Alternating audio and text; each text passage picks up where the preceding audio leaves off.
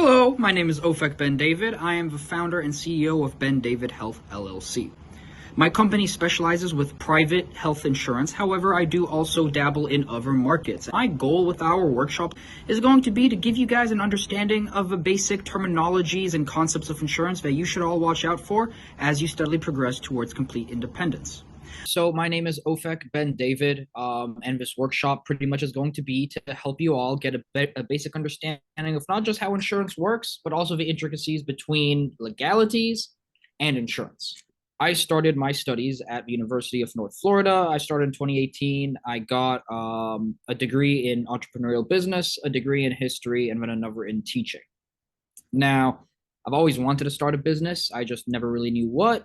This opportunity kind of fell into my lap. I decided to start a business helping other people find affordable health insurance, pretty much. And one of the first things I learned getting into this industry is that when it comes to health insurance, it is actually the most regulated industry in the entirety of the United States. Makes sense when you think about it, because the whole basis of health insurance, guys, is you are transferring risk of your bodily injury to another entity. So obviously that needs to be very heavily regulated. All right. There's a couple of good reasons for us to want to have an understanding of some of the basic concepts for insurance. All right. And especially with the legalities that revolve around insurance. So some of the first things to be aware of is writing is everything. All right, guys. When it comes to anything with insurance agreements, whether it is car insurance, health insurance, life insurance, etc. If it is not in writing, it does not apply. Okay. This is something I experience very commonly in the market right now, is a lot of people are telling me, oh, well, I was told this and this and this, but at the end of the day, they get emailed something different. You know, make sure you see stuff in writing. So that comes to the contractual agreements, right? The other important reason for having an understanding of legal situations when it comes to insurance, as well as insurance laws, is your rights. Okay, your rights and your abilities when it comes to insurance. So something that's very common, that's a law in the United States, but not really well known, is this. When you sign up for insurance, you have a 1 month free look period. No other agent really likes to say that, just because, obviously most brokers selling insurance don't want to tell you that. But by law, you are allowed to have insurance for 1 month, and if you don't like it, you can return it. Because again, at the end of the day, insurance is risk management. All right. And if you find out you signed up for something that doesn't manage your risk accordingly, get rid of it. All right. Now, I'm sure you all have different fields in the legal world that you're all planning to go into. All right. There are fields dedicated purely to fighting legal litigations with insurance.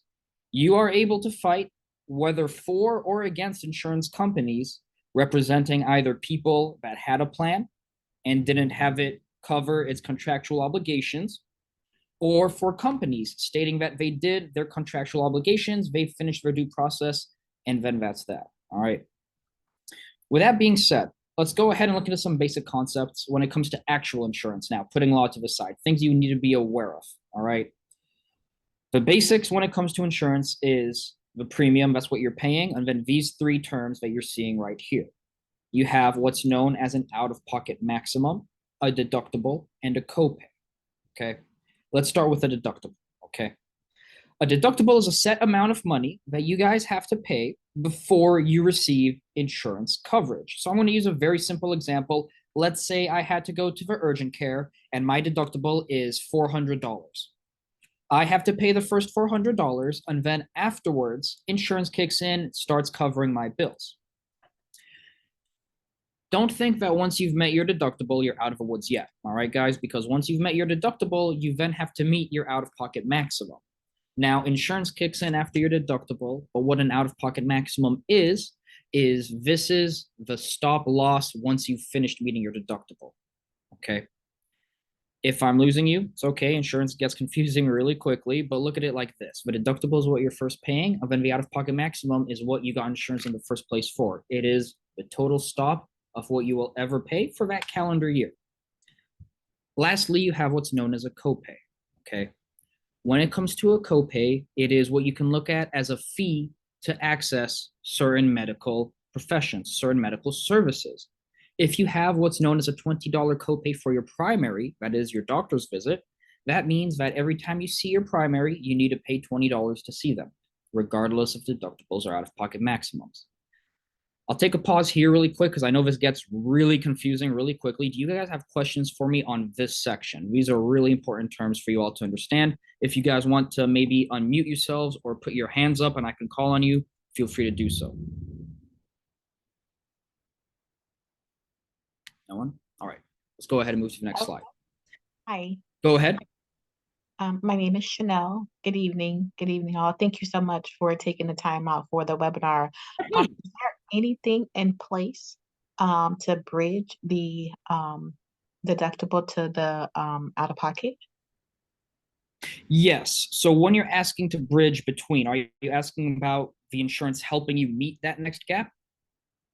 Yes, because I mean, it seems the deductible, I mean, now that you explained it, I understand it, but I didn't realize that there was a cap, so to speak, even after you meet your deductible. So yes, I guess that would be my question.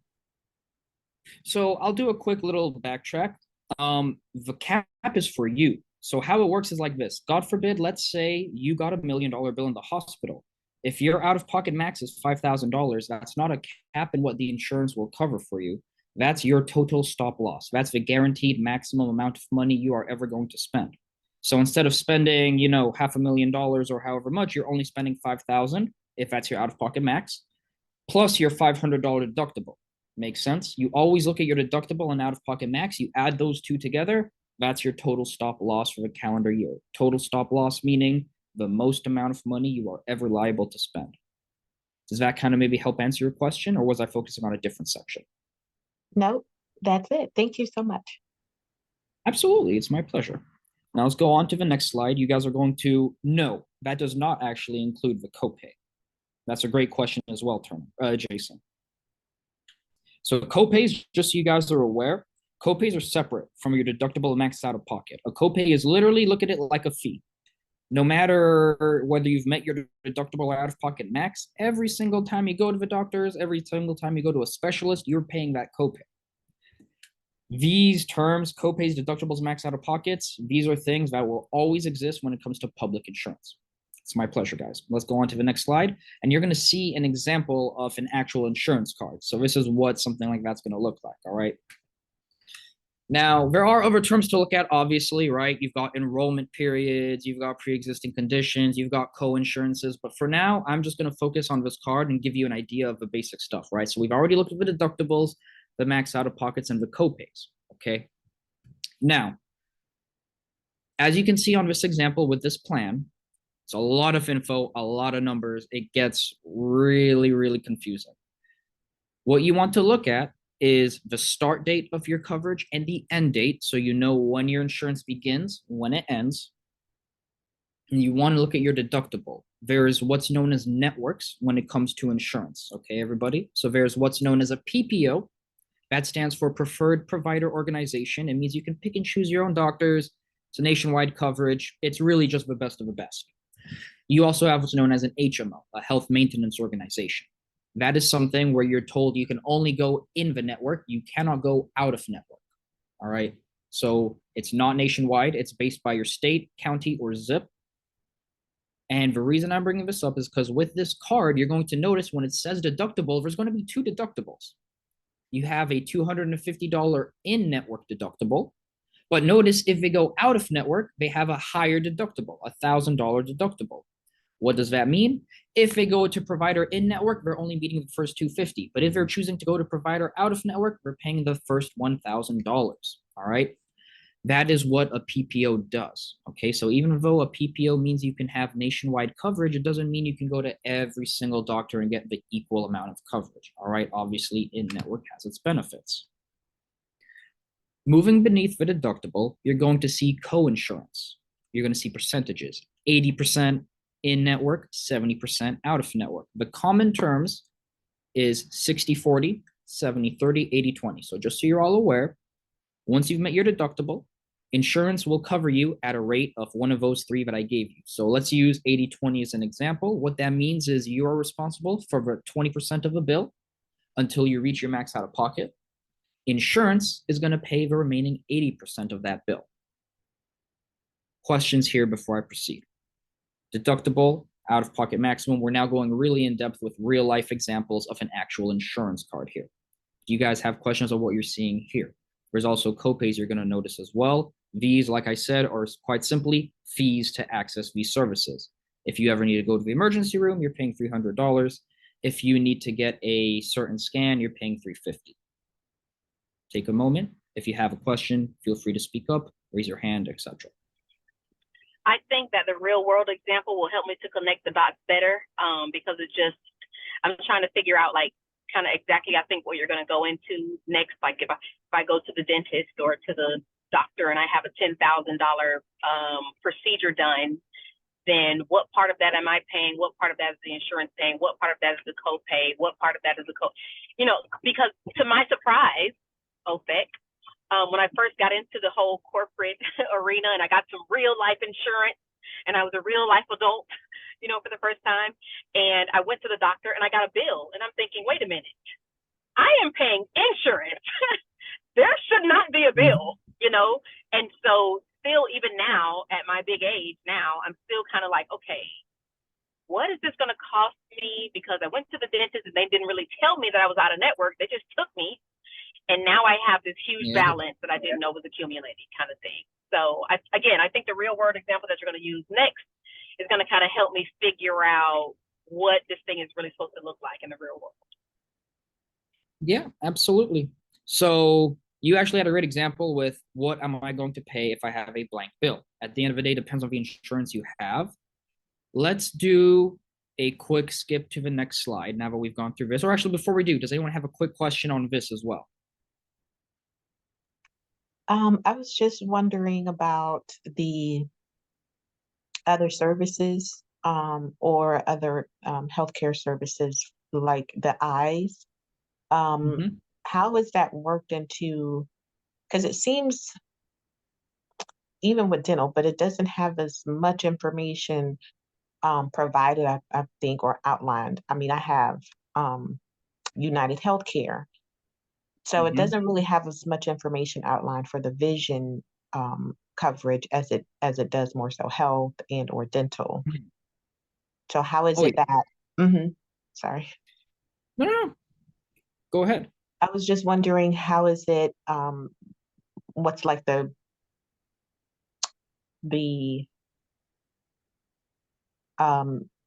normal coverage for the vision as it?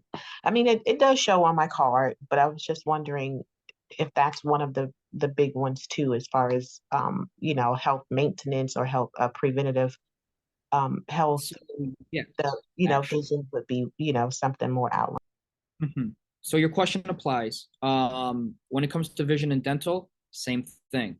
There's a PPO network, HMO network. Obviously, you're paying more for a PPO because you're able to go to more people. When it comes to vision, it's not going to be as detailed usually, just because it should be more simple. They should simply give you copays for your glasses, copays for your frames, so lenses, frames, and then copays for your contacts. Right. Including, of course, your eye exams. That's also something that's going to be covered. Right. But if you're referring to vision in terms of actual eye damage, that falls under your medical insurance. Okay. No, it was more so for like the maintenance, the however many visits. And see, that's another thing too. It doesn't really specify like how many visits do you get to, the. So I guess it's actually where the insurance company. That is where I actually would come in. I'm going to do something really quick. If we would like to have a screen sharing end, and I'm going to take over and share part of my screen here. So I'm going to show you guys something that I do as a part of my business. And this is part of where understanding the law becomes important, because since I kind of take control with my clients, I have to make sure I'm informing them correctly and I have to be giving them the right info. Now, bear with me here. We're going to be going ahead and opening up my screen. Alrighty, guys. So to answer your question, how do I know? I have all of these questions, but I have no clue how my insurance works. I don't know where to go to get these answers. That's part of why I started this business, was because I base my help for people's insurance by giving them that understanding of how it works. Now, what you guys are going to see here is an example of what's known as quote unquote, I need to be careful how I say it, obviously, right? Because we're in a legal class, but this is just not Right. proper insurance. Okay. Well, So first and foremost, just to cut you off for a second, this is not legal advice. We are not legal officials, and this is not to Right. be used in any official manner. So Right, of course, of Thank you take very it course. with that. We are not Understood. liable for any of the information that you No, choose to share with people. very clear, um very clear. now I'm going to show you an example here. So this is called Health Sherpa. Gabby should have a link in this PowerPoint. I think I saw it at the end of this here.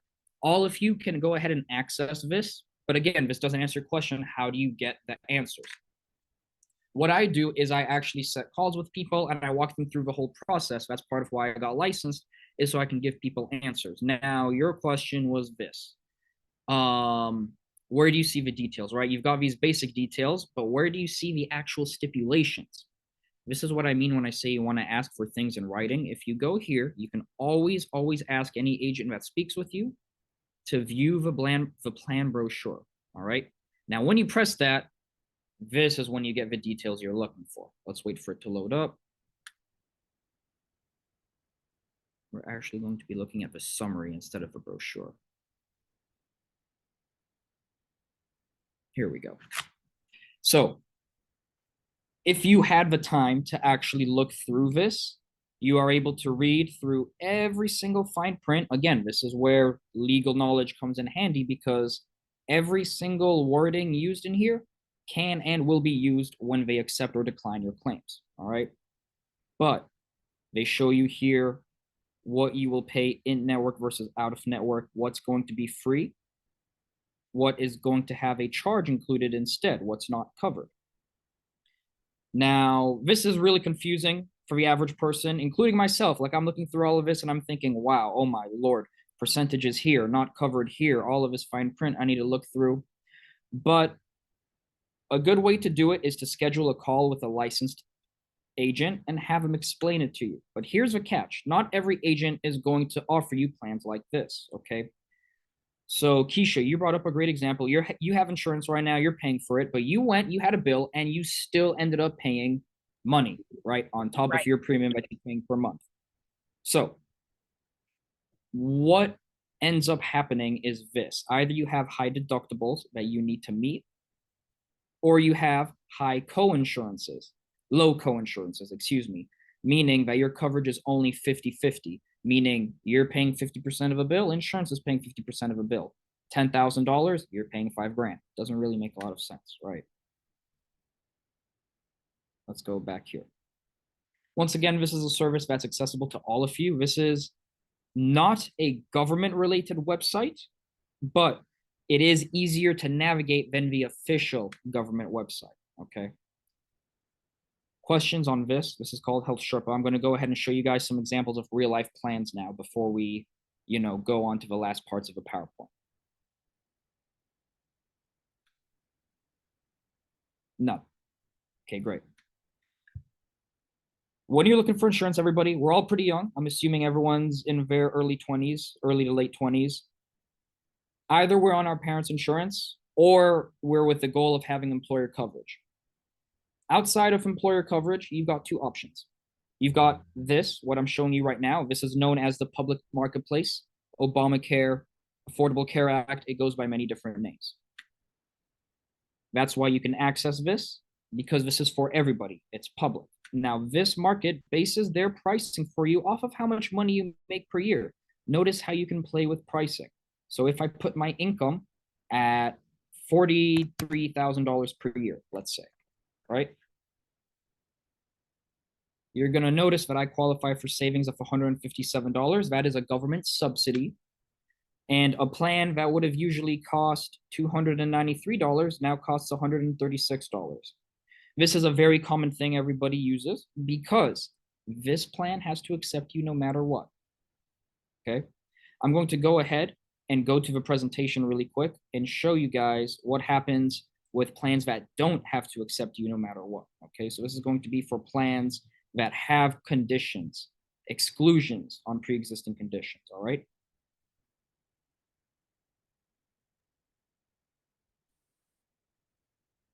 Okay, you guys can all see this right here, correct? Yes. Okay, perfect. This is through United Healthcare. This is just one example. Okay, this is known as short-term limited benefit. This is something that people often go for because of the affordable pricing. With this being private insurance, if you open the brochure, here we go. Couple of things to go through, all right? Firstly, there's going to be a cap in coverage. This is a very big thing you guys have to look for in every insurance that you are purchasing. You always have to ask, is there a limit to my total coverage? This plan will tell you that you do have a out-of-pocket maximum. Remember, your stop loss. But sometimes brokers like to get around that, around their cap by not bringing that up. They'll say, hey, listen, you have a stop loss of $10,000. What they won't tell you is you're limited to $2 million worth of coverage. Anything that has limited coverage is not proper full medical insurance. That's why it's known as limited benefit, okay? This is part of where you really want to start looking at plans in writing, okay? Because if you look at things here, it's going to tell you what is covered and what is not covered. Plans that are private are not going to cover any form of pre-existing conditions. So when you look at exclusions, it's going to show here any condition which medical advice, blah, blah, blah, blah, blah, has been within 2 years. That's what a pre-existing condition means. They are not going to receive any form of coverage for the first 12 months within insurance. What does this mean? I'm going to go ahead and stop sharing my screen. Gabby, if you'd like to go ahead and bring the PowerPoint back up, and we're going to go to the slide that talks about pre-existing conditions.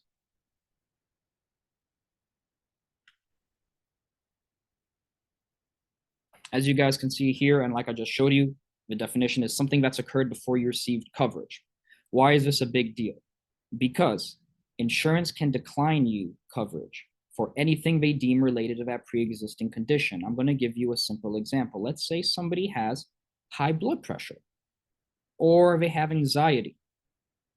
If they have a heart attack with a $2 million bill, that private insurance company that I just showed you can say, because that heart attack is 100% related to that person having high blood pressure, we're not covering a dollar.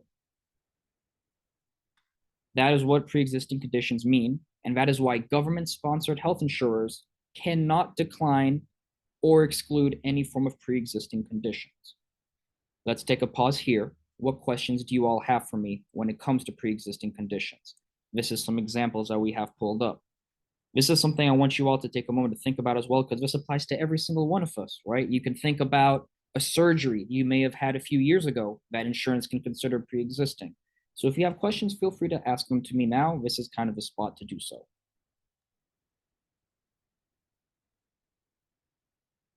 Okay, it's Chanel again. Um, Go ahead, Shay. so in the outline that you read, I believe it was with the Blue Cross Blue Shield or the United Healthcare outline about the pre-existing condition. It said something about 24 months. It won't cover um what is it, before 2 years um, Before the plan began. before the Correct. plan began. So then at some point there would become coverage after, I think I was reading it. Correct. So how it works with private insurance, depending on the levels you get. Some private insurance is absolutely terrible. You should never even look at it. That plan actually that I showed you is an example of something I wouldn't personally recommend. Right. But what that plan was stating in writing was anything that's been diagnosed within the past 2 years is not going to receive coverage for the first year of this plan being active. That is what that particular private plan was stating. There are some private plans that will state anything that has been diagnosed or has occurred before this plan begins is not covered at all. That's usually very, very cheap, very, very, suspicious plans that you would never even know of. Hmm.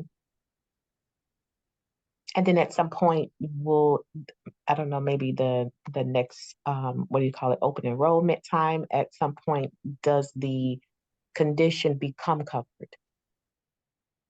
So that's actually a very big distinction as well. Not only is there that difference, public insurance, they cannot decline you on coverage, they can't include exclusions, but private insurance can. The other distinction is this. Private insurance, you can enroll into it year round. There is no enrollment period. Why? Because of the fact that they can choose to exclude coverage. Open enrollment, the thing that occurs every year, I'm sure we've all heard of that term, right? Oh my God, it's open enrollment. We've probably been seeing a bunch of ads. I don't know about you guys. I've been getting blown up with ads on my YouTube and social media. But open enrollment exists for the public market because of the fact that those plans have to accept everybody no matter what their conditions are. That's why that market is only open for 2 to 3 months during the year. Does that make sense? With private insurance, their limitations on covering pre-existing is based on time passed. Yes. Okay. So because it's private, they can cover or not cover. Correct. Exactly. When it comes to private, they are within their rights to tell you we are not going to cover this condition. Now, And I'm sorry. No, go ahead. And do they typically at some point begin to cover because it is now a documented condition? So that's actually what I was about to go into. It depends on the plan you're looking at. Okay. With my experience in the marketplace, there's very few private plans that are good. The ones you want to look for are private plans that are medically underwritten. What does that mean? This is actually something that I specialize in. It's plans that look into your medical background. They can only do this if they're private, by the way, because again, they're basing it off of your health.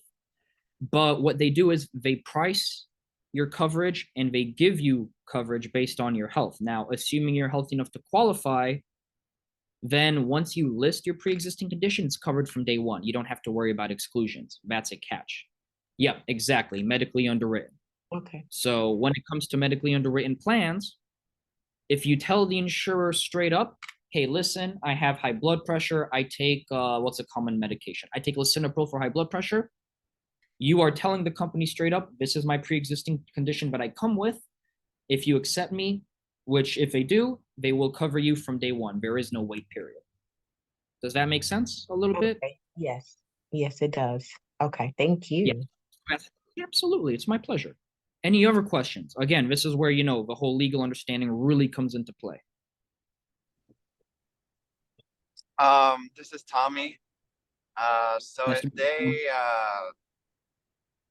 you. so if they say they have some some standards where they don't take some pre-existing conditions, and okay, you don't have the pre-existing condition, you're all clear, you get in with the private insurance group, and then later on you end up developing one of the pre-existing conditions that they don't generally cover.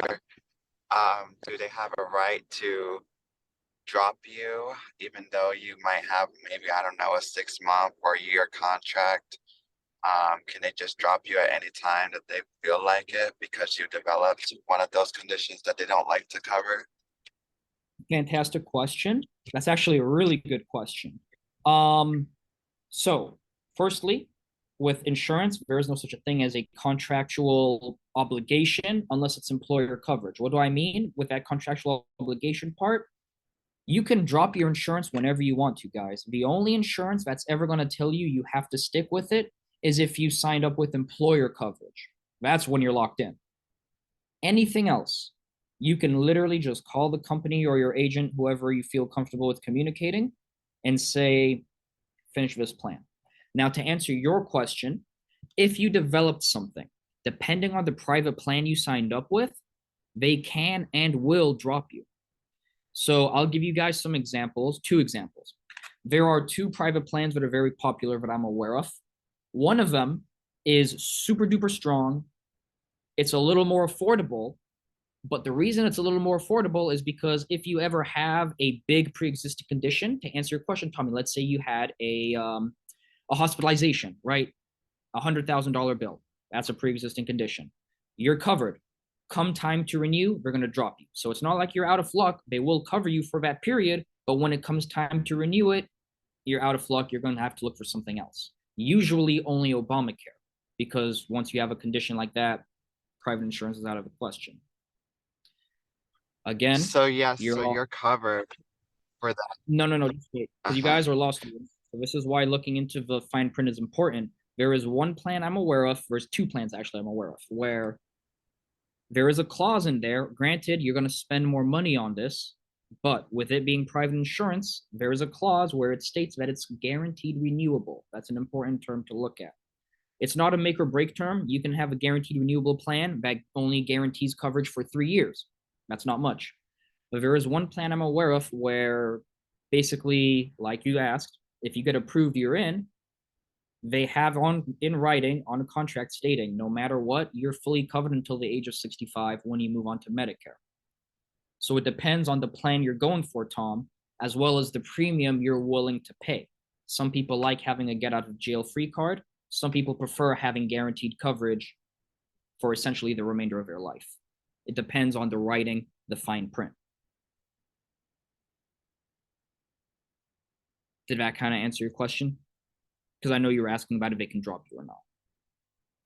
Yes, I was wondering basically as far as contract goes, if they promise, like you kind of answered it, that they'll cover you to the age of 65, um, then yeah, I guess that's what I meant. Could they then drop you because you develop one of their pre-existing conditions? But I guess it will all depend on the writing. Yeah, correct. Depends on the writing and the plan that you're choosing. That's also where pricing differences come in. Awesome. These are great questions. Does anyone have another one?